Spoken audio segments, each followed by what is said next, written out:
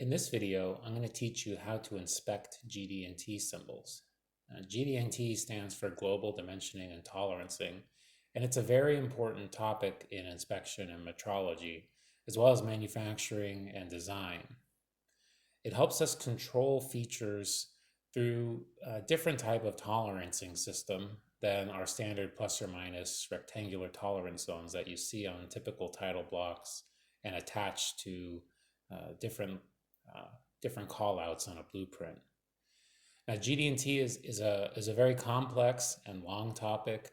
It's really more than I can cover in one video, and I've decided to really just focus on how to use the gauges to inspect to the symbols and how to interpret the symbols on a blueprint. So before we get started, you should probably go to the website, pragmaticmetrology.com, and download a few of these drawings that I'm going to be using throughout this video. This video will be a little bit different than my other videos where I broke up sort of an introduction to the tools and then walk you through an exercise in another video. Since there's no new tools to cover, we're going to do the exercises and the discussion in the same video. So you want to grab these blueprints before we get started so you can follow along. It'll make it easier. And if you want to, you can follow along if you want to 3D print this part or make this part yourself, as well as the angle block and our flange. So I'll have all these 3D models up on the website. So follow along or grab your own parts and blueprints if you want to. It's up to you. Well, let's just get started. So these are the symbols that define GD&T. These are actually just the main symbols for each type of control. And when we're talking about these symbols, we're actually talking about error. So we're talking about form error, straightness, flatness, circularity, and cylindricity. Basically, straightness, how straight is something, and the error would be how out of straight is it. Circularity would be, how circular is it? And the error is how out of circular is it? So all of these are talking about error: location error, orientation error, run out error, profile error. And there's a few more symbols that go along with this that we're gonna introduce a few of them, but we're gonna really focus on these. We're gonna get started with the basics, and when you feel more comfortable with GD&T, read up on the modifying symbols and all the other symbols associated, but these are the main ones you really need to know. And you should memorize these. Keep a chart close by. There's a lot of great references out there on the internet and in books. If you want to reference ASME Y14.5 2018, that is the latest revision that controls these symbols.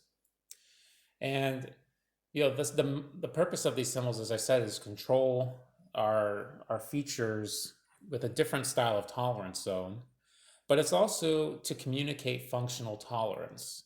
So all of these symbols are going to be applied to the critical features, whether they're critical for performance, critical for assembly, and also critical for manufacturing. So sometimes we'll apply, for example, a flatness tolerance so that manufacturing keeps the part flat throughout the process.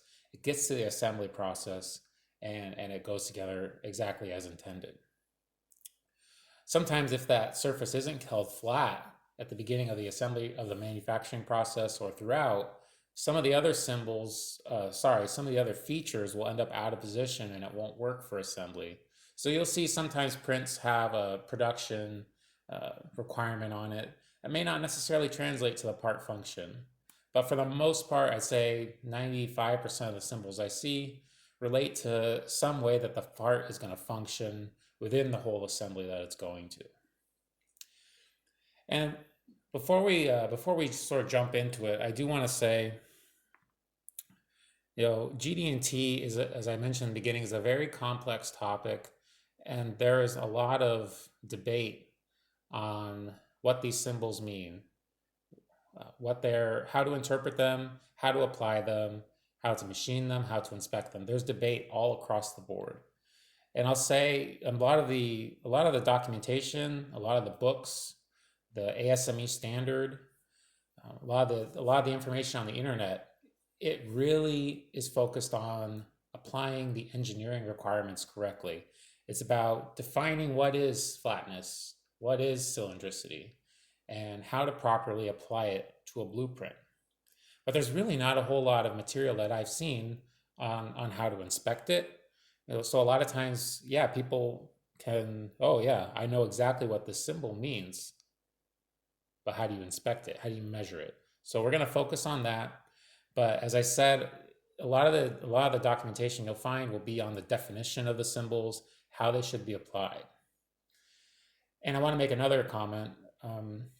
Throughout my career, I've worked at several companies, and going to school, you see these GD&T symbols, and there's very little standardization in how they've been applied, at least in my experience and the experiences of people I've talked to.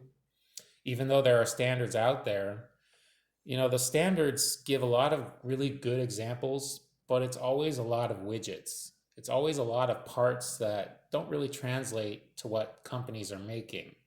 So what ends up happening is people get these more complicated parts, and they have all levels of experience. Maybe they've had training, maybe they haven't. Maybe they've read the standard, maybe they haven't. And so there's a wide variety of GD&T symbols being applied, correctly, incorrectly, could be better, could be worse. I very rarely come across a print that uses a lot of GD&T and has no errors. I frequently find, well, errors is maybe a harsh way to put it, but I frequently find opportunities for improvement where the GD&T symbol is the wrong symbol, should be a different one, or the tolerance has been applied incorrectly in the new GD&T format. So just keep that in mind. That's one of the sources of all this debate I've talked about. You can get 5 people together, they won't agree on the symbol that should be used, or the tolerance that should be used, or how it should be machined, or how it should be inspected.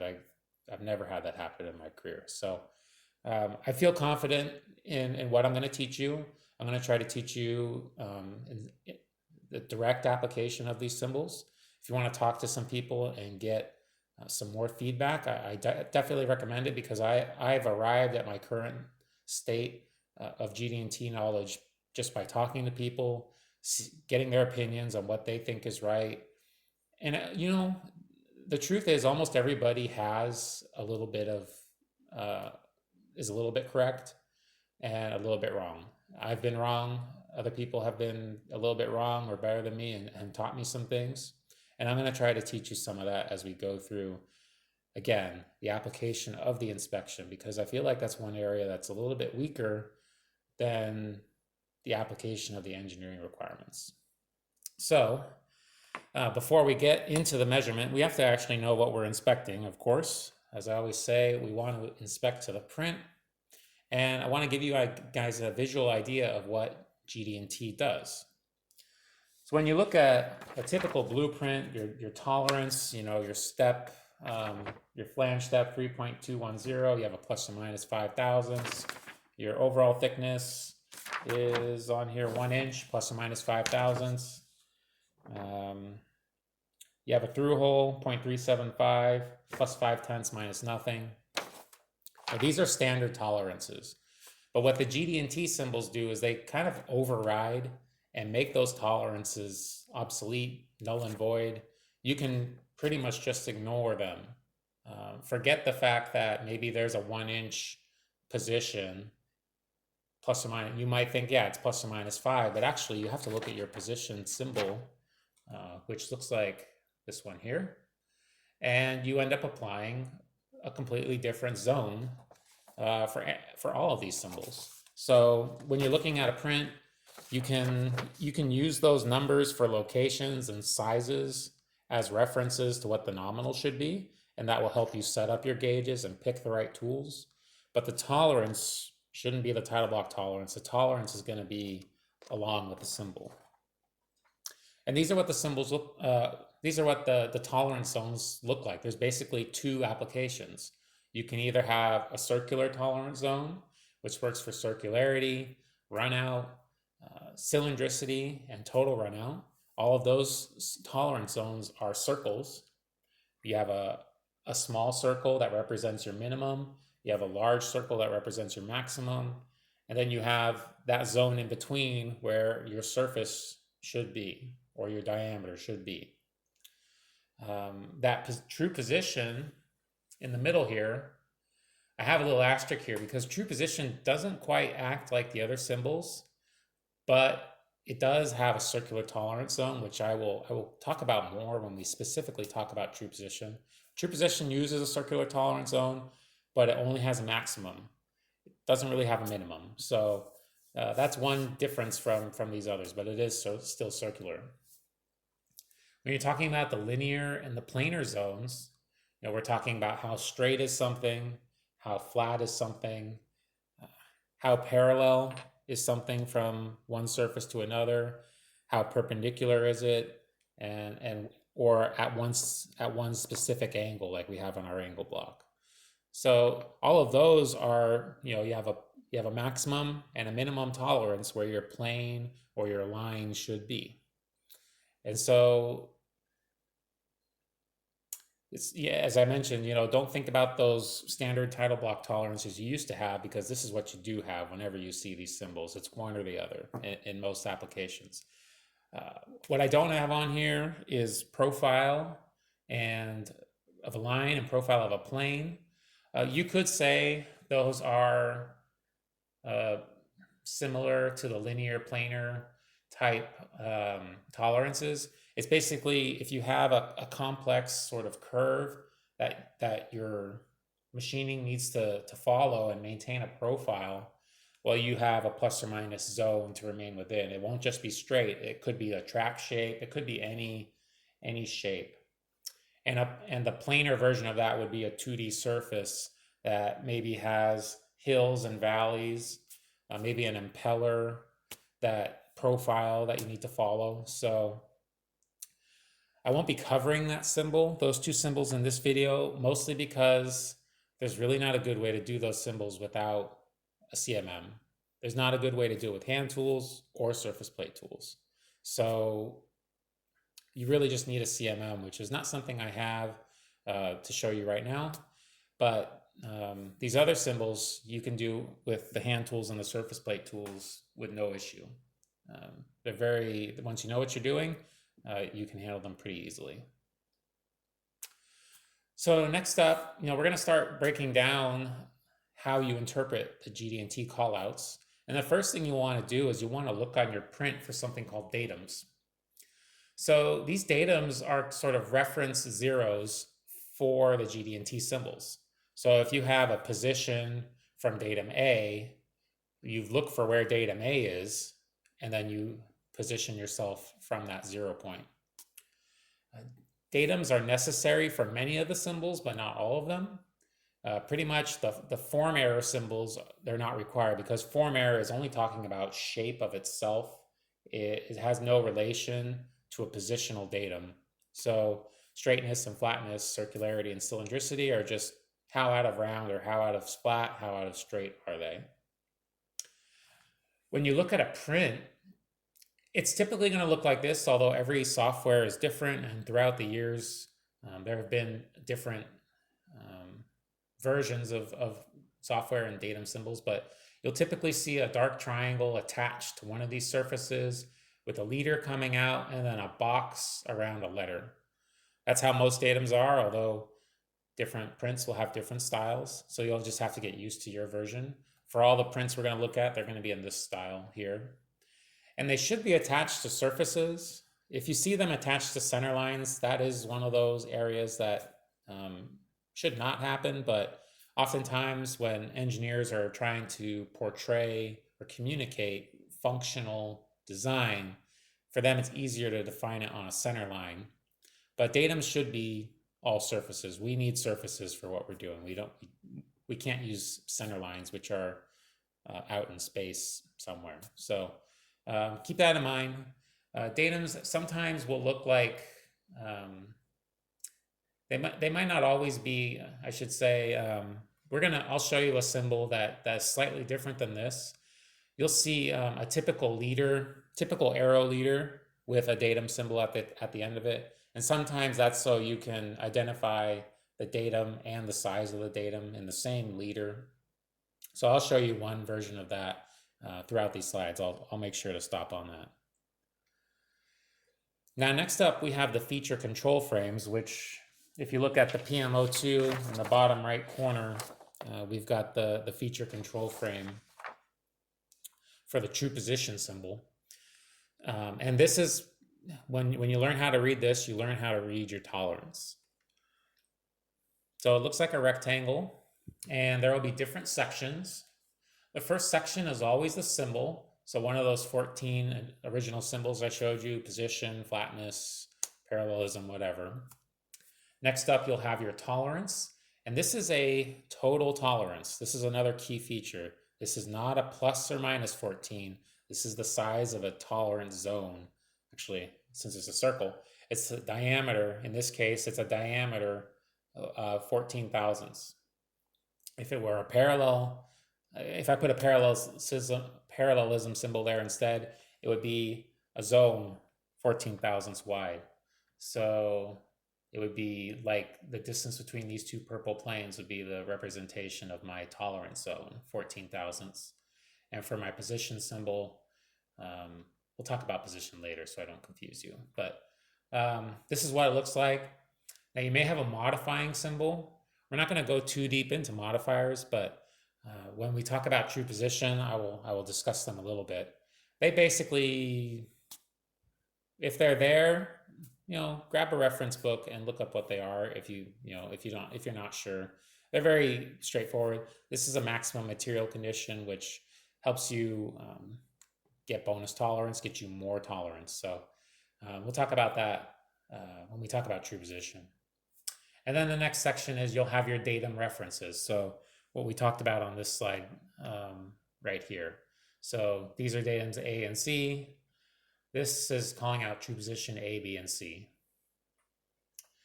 So when we're measuring this true position, we need to recognize where A, B, and C is and make our tolerance zone in relation to those datums.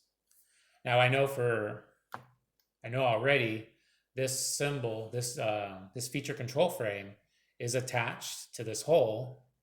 So I have a nominal 2.5 inch from this corner, and I have a nominal, it looks like a ½ inch. If you check the print, it's a little bit cut off here. So those are my nominal values. And then I have a 14 thousandths diameter around it. Now you have to be careful because sometimes what prints are not supposed to do is reference, I have, on this part, I have the datums A and B and C. So all of my dimension leaders come from those features. Now, occasionally, you'll see a dimension leader come from the opposite side and define a whole location, and they'll apply a 14 thousandths relative to that. And that makes it a little tricky because of tolerance stack up. You're coming off of an uncontrolled surface that's not a datum. That makes things a lot trickier. So you need to do the shot math to figure out what the nominal would be if the symbol were off of the proper datum. But that's a big discussion for another time. So just keep that in mind. If the print is good, hopefully your datums and your leaders for nominals will match up.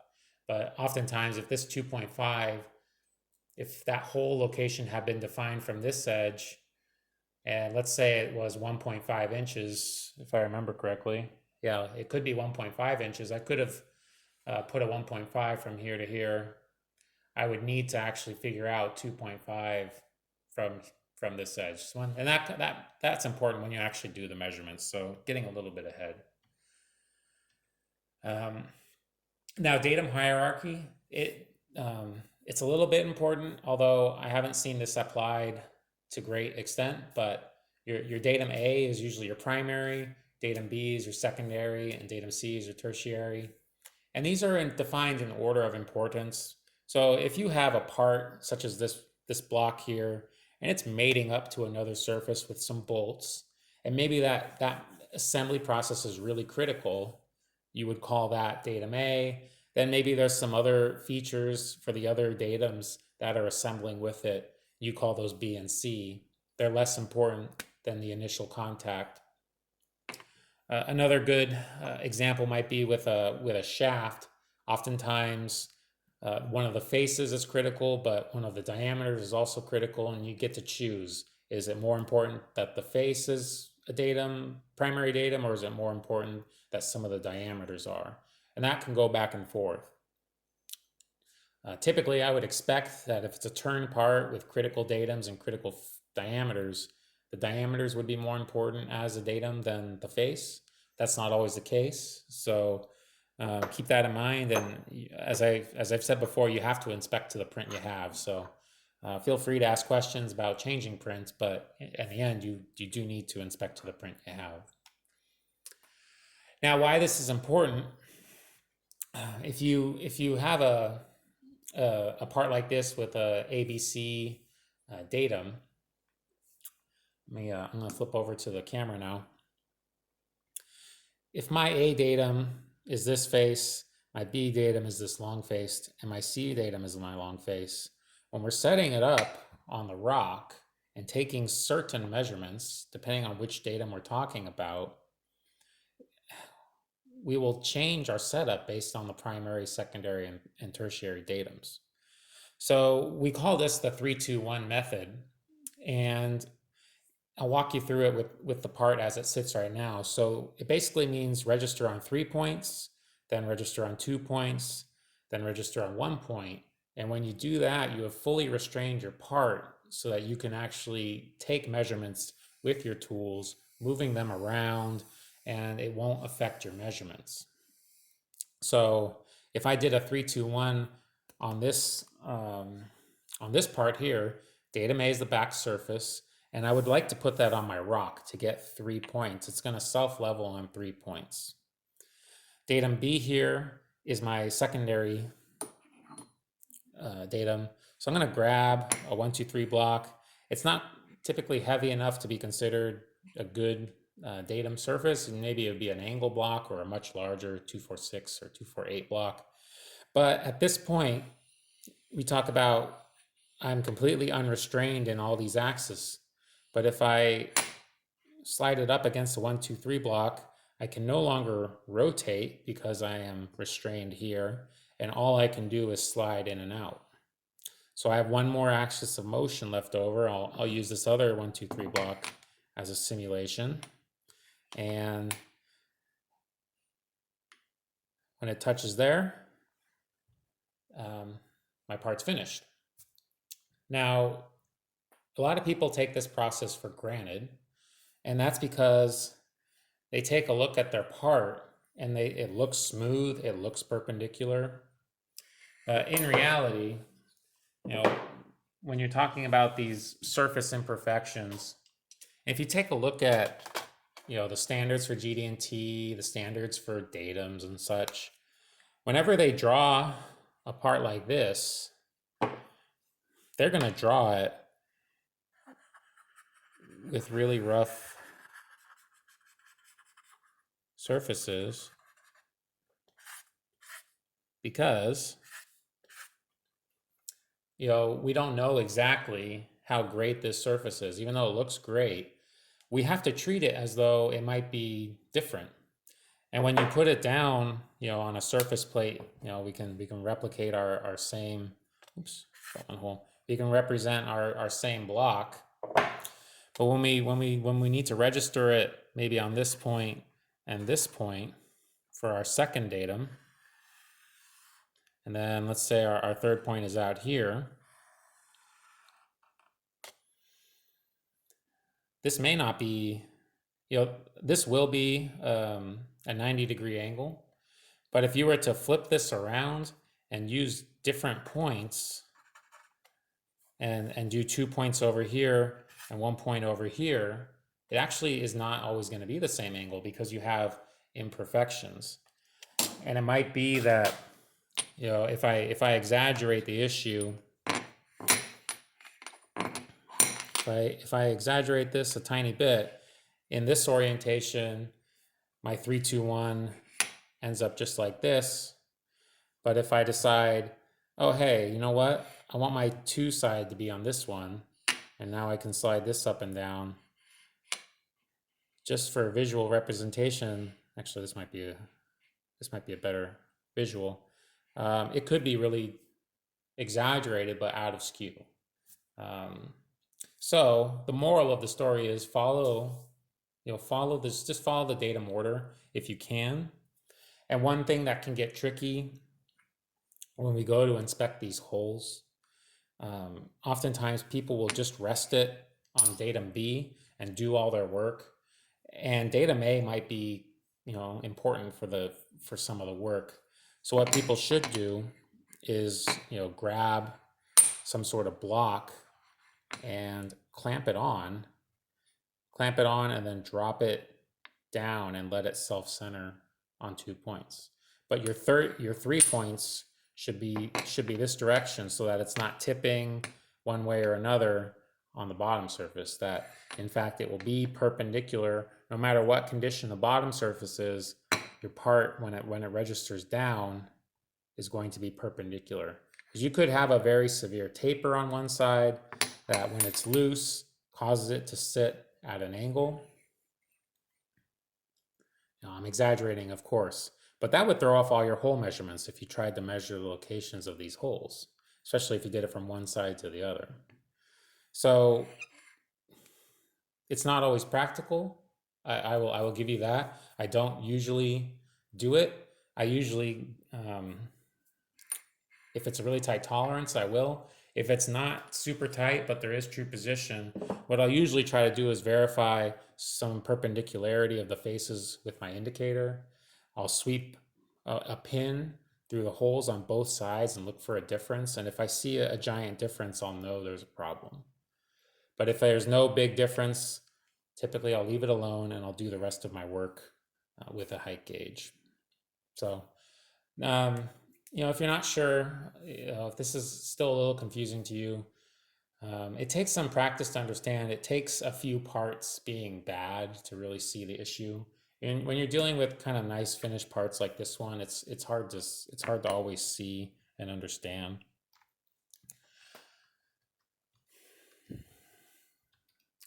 So hopefully, you've got good parts. You don't need to worry about this. But when you see, ABC, maybe a tight tolerance, think about getting your primary datum registered first on 3 points, and then your secondary datum on 2, and your last datum on 1.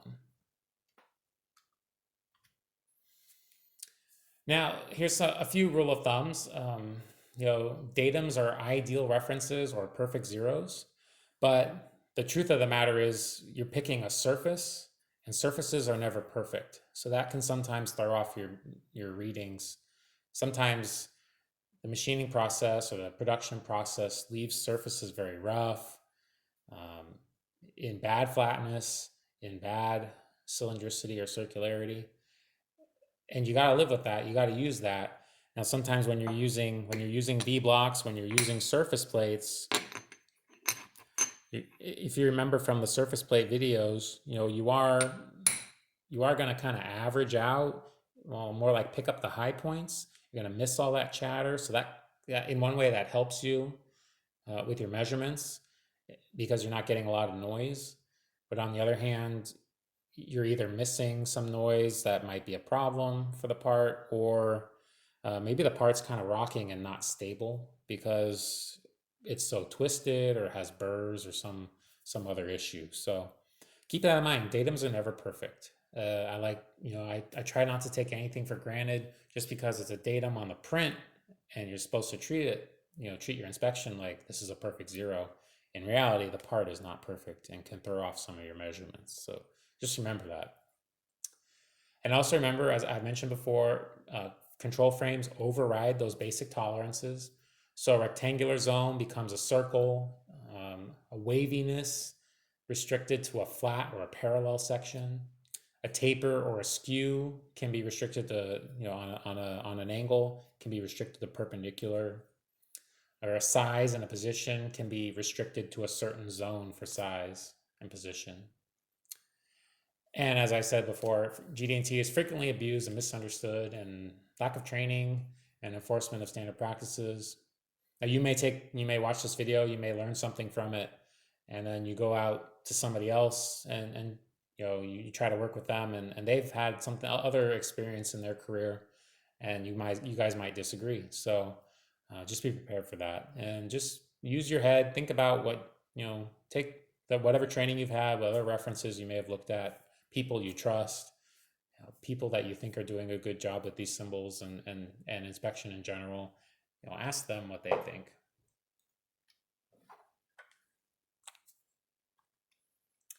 Now we're gonna run through a few examples of the prints that I have on the website. So just very quickly, just so when we go to start using the surface plate tools and the hand tools, we'll know what we're looking at. So this is kind of what they look like. You have a perpendicularity on this face, perpendicular to B. I don't have the datums highlighted, but datum B is down here. So if this surface needs to be perpendicular, then that's basically just a 90-degree angle. You have a flatness on A surface, just 3/1000ths. You have a parallelism to B over here. Again, datum B is down here. So we'll do parallelism there. We've talked about this true position a little bit. There's a cylindricity here, so that's a form error, how round that hole needs to be. And angularity, so we've defined an angle at 40 degrees. It's pretty much, angularity is just like perpendicularity, just at a different angle. For this shaft here, we have a straightness requirement on this diameter. We have a circularity and a runout requirement here. And we have a cylindricity and a total runout requirement here on this diameter. And again, this is referencing datum A. Runout symbols require a reference to a datum, and form errors like these do not require. And then here's this flange we're going to be looking at. So parallel to A, A is this backside, which has a flatness of 2 requirement. Then we have an internal diameter, which is a datum B. This is that symbol I told you I would stop and show you guys another way a datum symbol can be applied. Rather than, it's hard to attach, or it looks pretty bad to attach that dark triangle to this surface. So a lot of times for diameters, they'll just attach a leader and put a datum inside of a bracket like this, or some other way. But this has a form error of 2/1000ths. This one has a form error of 3/1000ths and a runout of 3/1000ths relative to B. And then we have a runout of 5/1000ths relative to B. So we will kind of take this step by step. We're going to look at the form errors first. I like to start with those because they just deal with the size of something and the shape of something. And I like to know that before I go and do the location. A lot of times you need to know the size before you can do the location anyway. So it helps to already have that information. Just looking for something. Okay, so you already highlighted these. We have cylindricity of the hole. We have a flatness of the backside. We get to use our lovely jacks, if you remember those videos. And then we have a straightness on this diameter for the shaft, and we have a circularity and a runout for another diameter. Sorry, we're just going to focus on form error. So let's just get started. Grab those prints if you have them handy, because I am just going to get going reading my own print. So let's start off with the angle block, and we have a cylindricity of 10/1000ths and a 970 through all requirement. So this is a pretty open tolerance, and this is probably a little bit redundant, but let's talk about, what does this mean? This means I have a tolerance zone minus 5/1000ths and plus 5/1000ths. So overall, that's 10/1000th zone. So that that might look like, why don't we go back to the PowerPoint real quick? Very beginning. So that might look like, from here I can go 970 is my nominal. I can go 975, or 965. Overall, that's a 10,000th zone. So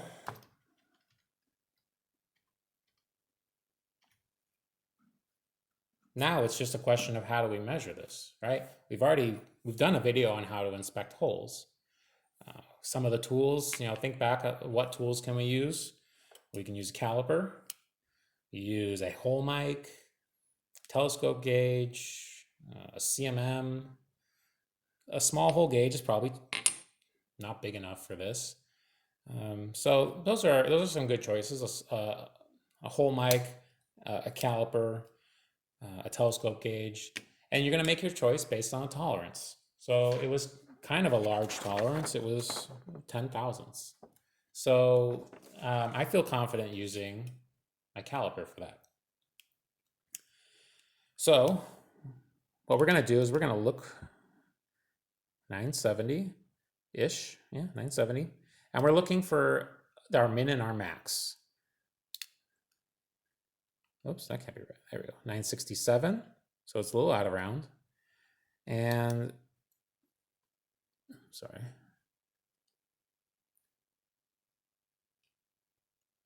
969. So 967 was our smallest, and I'll go to the back side and try to grab onto it. 968. 969. So I think our largest was 970 that we got on the front somewhere. Actually, now I'm not. I could probably get it if I keep looking. 970 there. So 967 to 960. Sorry, to 970. 967 to 970 is 3 thousandths. So what I would conclude is I have 3 thousandths of cylindricity error, which is within the spec. And for the 970 requirement, I can go from that to 965 based on the cylindricity requirement. So I'm within spec at all cases. Both the size and the form error requirement have passed, whether I use a caliper or a hole mic. Now, typically, you're going to get tighter tolerances than this, and you're going to need to use a hole mic, most likely, or a CMM, maybe even a telescope gauge if you're good with those. Next up, let's do the flatness requirement. So there was a flatness of datum A, 3 thousandths.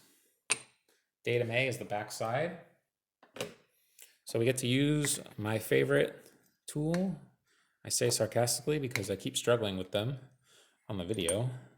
But let's give this a shot. So I'm going to flatten those out. And if you haven't seen me do this before, go ahead and check out the surface plate video. But I am just setting my jacks. I'm going the wrong way. Just trying to get my jacks to a relatively the same spot before I put the part on. Get these out of the way. That might help. All right, maybe a little bit more.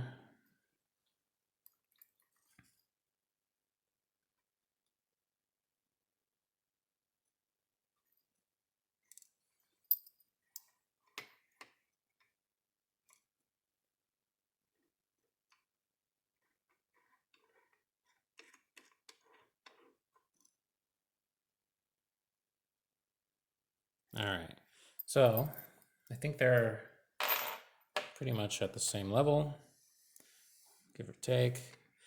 Now we're going to be jacking it up from the face that is not the datum so that we can run the indicator across the datum. So I'll be picking 3 points. Let's try to space them out so that it's evenly balanced. And just grab a marker.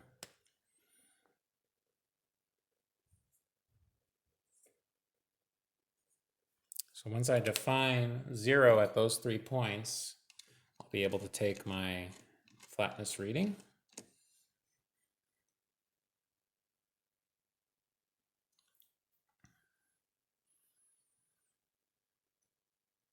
So 0. Oh, that's not bad for starting out. Ooh, that's really not bad at all. So let's see if I can do a little better this time than the other videos. And I'm just going to bump up each jack until it reads 0.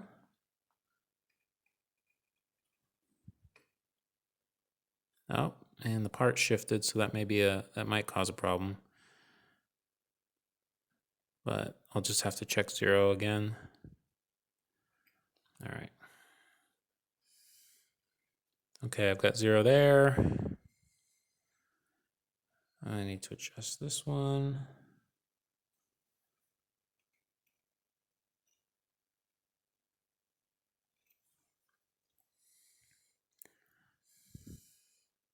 All right, got one last one to adjust, hopefully.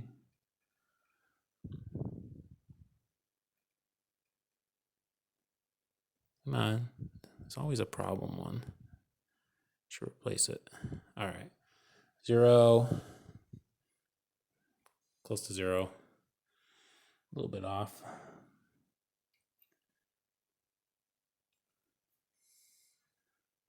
All right, 0s. All right, 3 zeros. So now we're ready to take our flatness measurement. So let me swing the camera a little bit. You can see everything. So I've got 0 at all locations. I do apologize if you didn't see. It was probably just off camera. I was fighting it to get 0 at this point, 0 at this point, and 0 at this point. This is how the 3 jack level works. And I would, ideally I would like to get them all equally spaced, but this is kind of an unusual shape part. So I think this is good enough to work with. Once we have a 3-point level, we can sweep the entire surface, and we're going to look for our low and look for our high. So right now I'm seeing a low of 1/2 and a high of 1/2.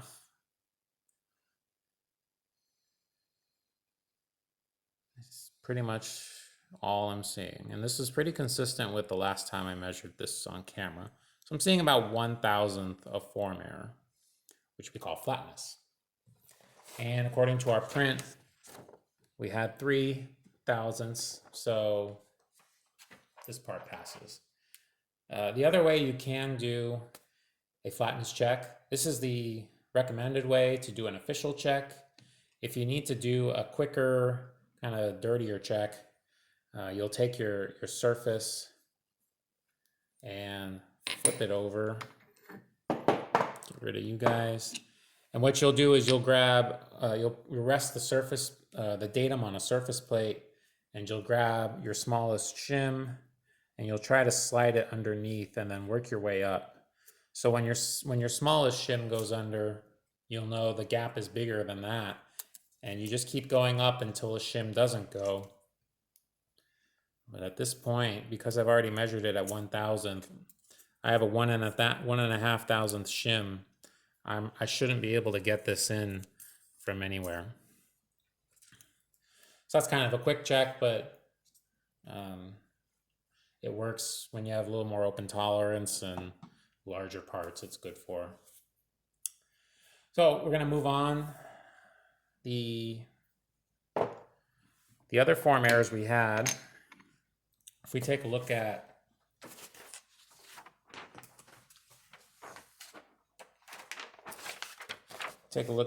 PM-01 and the straightness requirement and the circularity requirement. So the straightness requirement is on this surface, and it's basically saying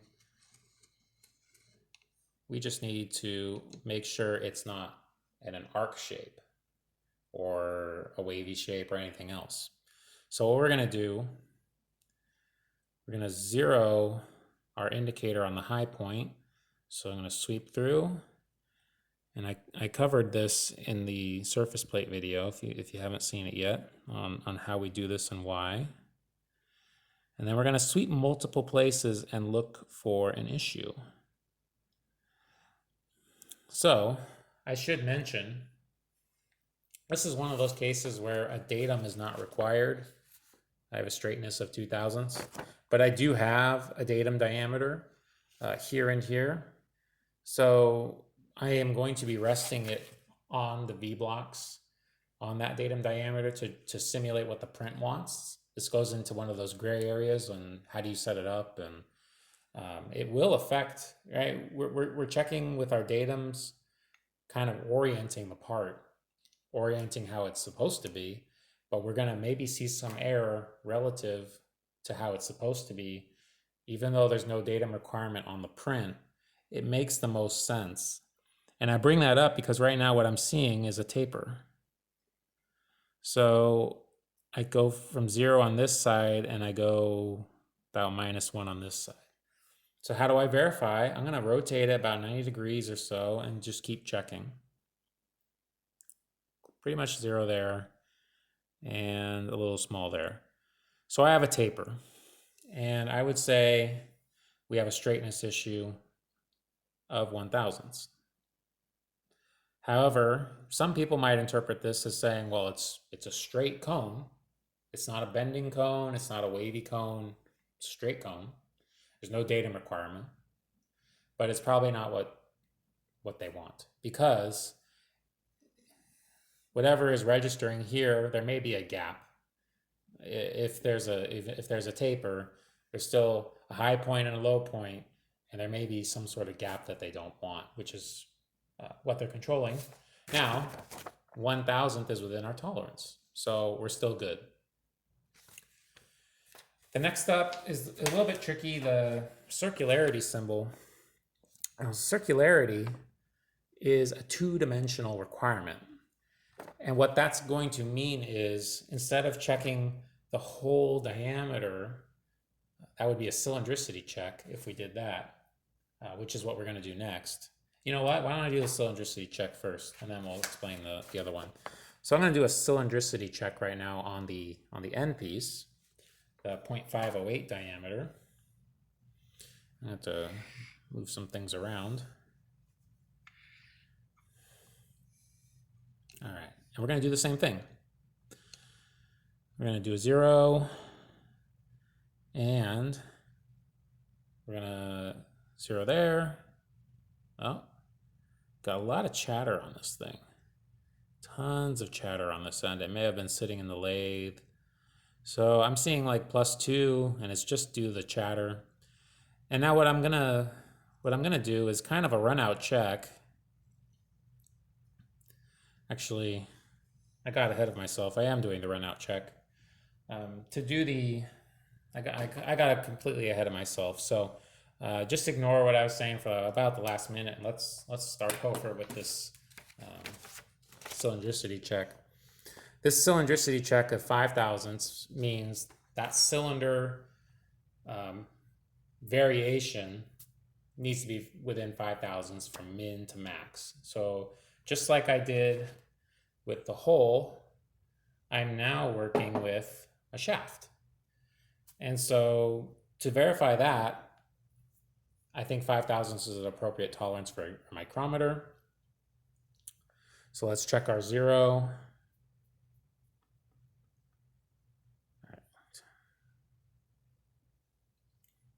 Zero's looking pretty good. Now let's check our 508 at multiple locations. So what do we have here? Ooh, I have 517. Well, that's not within 0.005. And here I have 516 and 514. And there's a lot of chatter on this thing. So 517. I'm not even reading off them. I'm rounding off basically. 513. So my high and my low was 513 and 517, my low and my high. So my cylindricity error is that min and max difference, so it's 0.004. However, it passed the requirement for the cylindricity, but it did not pass the 508 diameter. So it's straight enough, but it's not the right size. So that is going to be a problem for this part. Now, when I was getting ahead of myself, sometimes when you're working with a diameter, it will be the perfect size all the way around, and it'll be bent like in an arc shape, like a donut. Well, it won't be that exaggerated, but it'll be bent in an arc shape. So it's the constant diameter, but it's not straight, and that will also fail if it's wobbling out of the tolerance zone because it's not straight. So that's why I set up my indicator to run a quick check and look for whether or not it's bent. So I'm gonna zero it. So I've got it on 0. And we're gonna rotate this around, and there's a lot of chatter, but there's not a whole lot of movement. It doesn't appear to be bent. I'll check closer to the base. Now it's a different diameter, but it doesn't appear to be bent. If it were bent, it would be flying all over the place. So I think my last measurement with the micrometer is valid. It's a large diameter, but it's relatively straight. And we're going to wrap this up with the last call out, circularity.